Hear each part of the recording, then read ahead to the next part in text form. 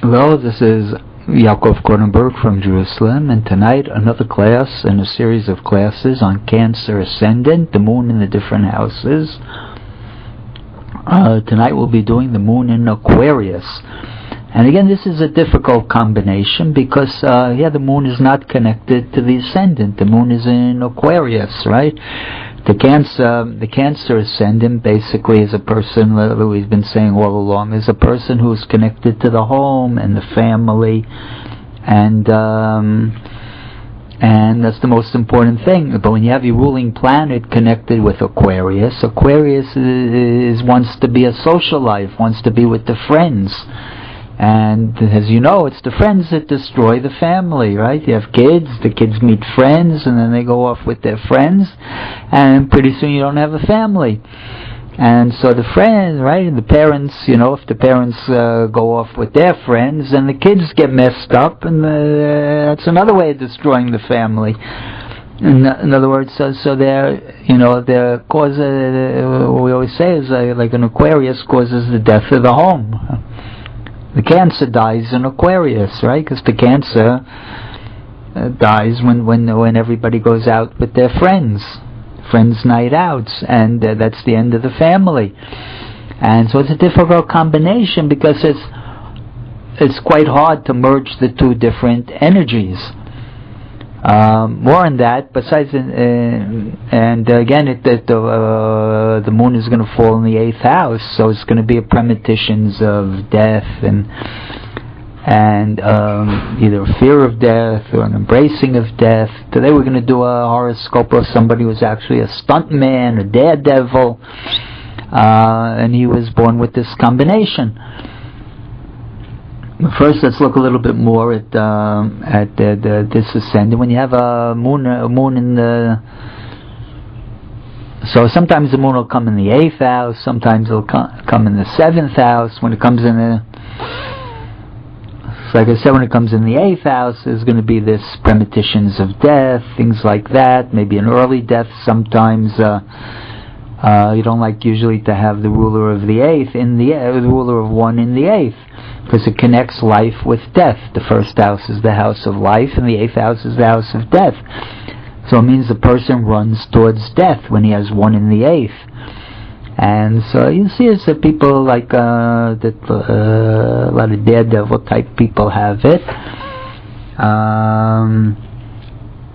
People who live dangerously, all sorts of people like that.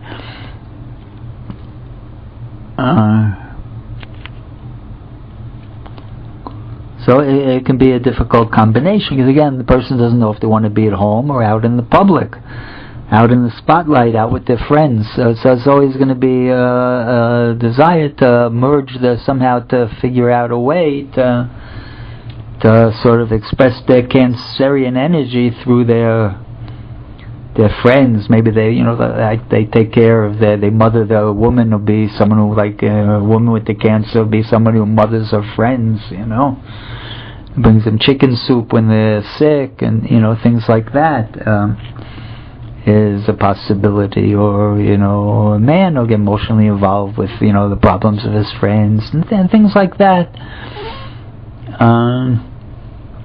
I want to do a chart tonight. Let's take a look at a chart. Sometimes, you look at charts, you learn a lot from looking at charts.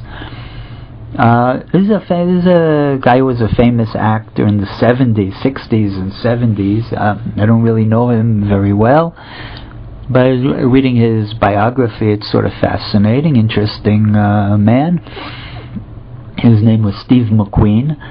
He was like one of the top actors, highest paid actors in Hollywood back in the 60s and 70s. He was considered like an anti-hero, and he was cool, right? His ruling planet is in Aquarius. Those are the cool people, the Aquarians. Like we see Mr. Obama, he's got that Aquarius rising personality, where he has no emotion, like, the people without emotion, those are the Aquarian ascendants, or the ruling planet in Aquarius. They're very, very, cool. And so it's difficult when you have the moon in Aquarius, but you got that hot, the warm, watery ascendant. It can be difficult. So anyway, he was born, this man, Steve McQueen, he was born with the moon in Aquarius, but in his chart, the chart was a little bit off, so the moon fell in his 7th house instead of the 8th. But it's, when we have a situation like that, we tend to say, the astrologers, that's working really for both houses. You have to use, a lot of times, your intuition. Is it working for the 7th? Is it working for the 8th? Maybe it's working for a combination of the two. But in any case, when you have the ruler there in the 7th, it's going to add a combativeness to the personality of the person, right? Especially when in the sign of Aquarius, because it's a Saturnian sign, or the person can be a little bit restrictive there, and it makes hides his emotions and things like that. Makes them very competitive, right? They want to prove themselves to other people. When you have the ruler of 1 there, he was married a number of times.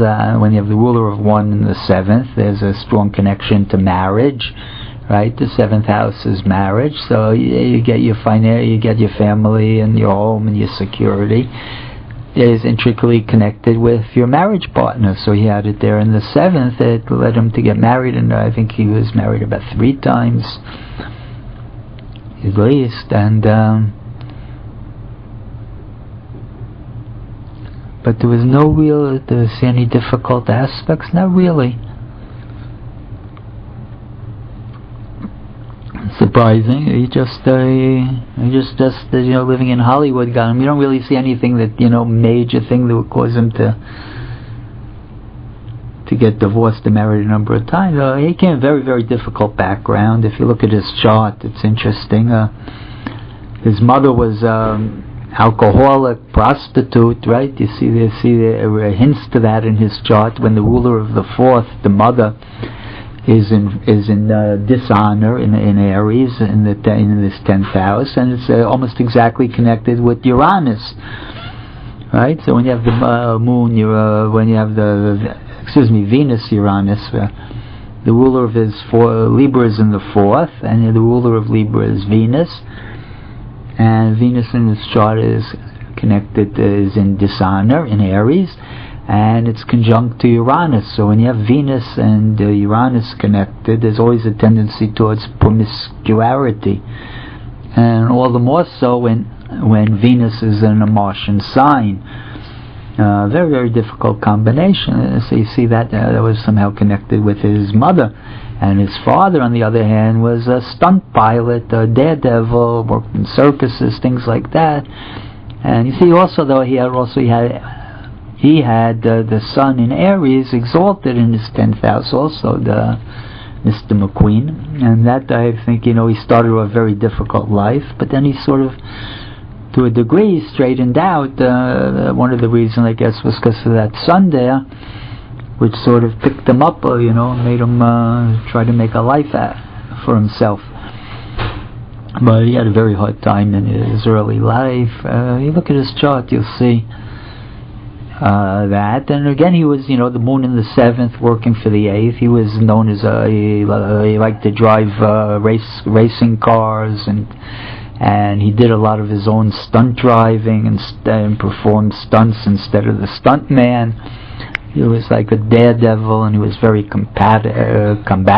He got into fights a lot and argued with people, and all sorts of things like that, which sort of you see in his chart. And I hope everybody enjoyed the class, and I thank them for listening.